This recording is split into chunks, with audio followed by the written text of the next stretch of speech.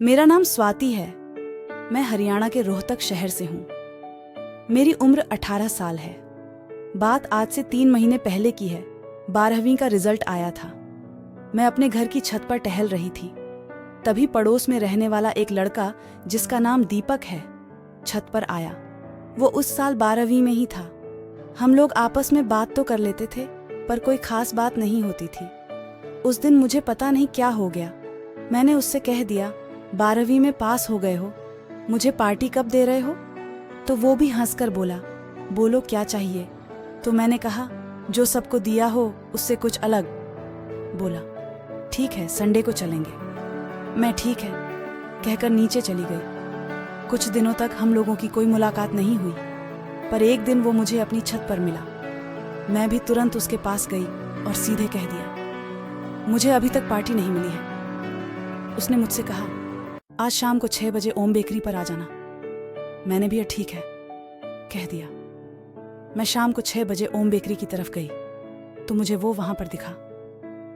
जैसे ही मैं उसके पास गई उसने मेरा हाथ पकड़ लिया और बोला मैं तुम्हारा ही इंतजार कर रहा था। वो मुझे अंदर ले गया। वहां पर उसके और दोस्त भी थे।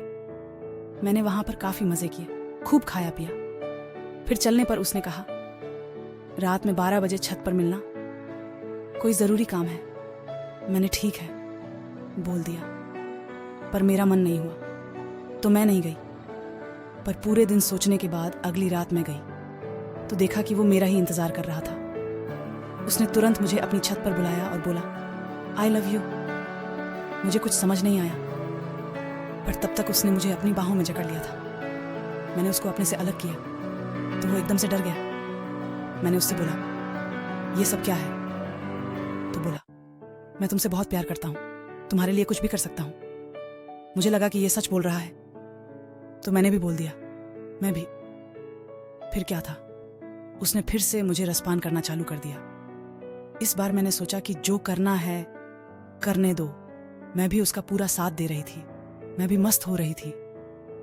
फिर वो मुझे अपने कमरे में ले गया जो कि छत पर ही था। एक छोटा सा कमरा, उसमें एक खटिया थी जिस पर उसने मुझे लिटाया और मेरे ऊपर टूट पड़ा। मैं भी पागल सी हो रही थी। मैंने अपनी आंखें बंद कर ली। उसने मेरी बांसुरी बजानी शुरू कर दी। मुझे काफी कष्ट हुआ तो मैंने अपने मुंह पर हाथ रख लिया। करीब 20 मिनट उसका अत्याचार सहन किया। मैंने कपड़े पहने और उसको बिना देखे वहां से चली आई। अगले दिन जब वो मुझे मिला तो मुझे देखकर मुस्कुराया। मैंने मुंह फेर लिया और उस दिन के बाद मैंने वो कोई काम दोबारा नहीं किया।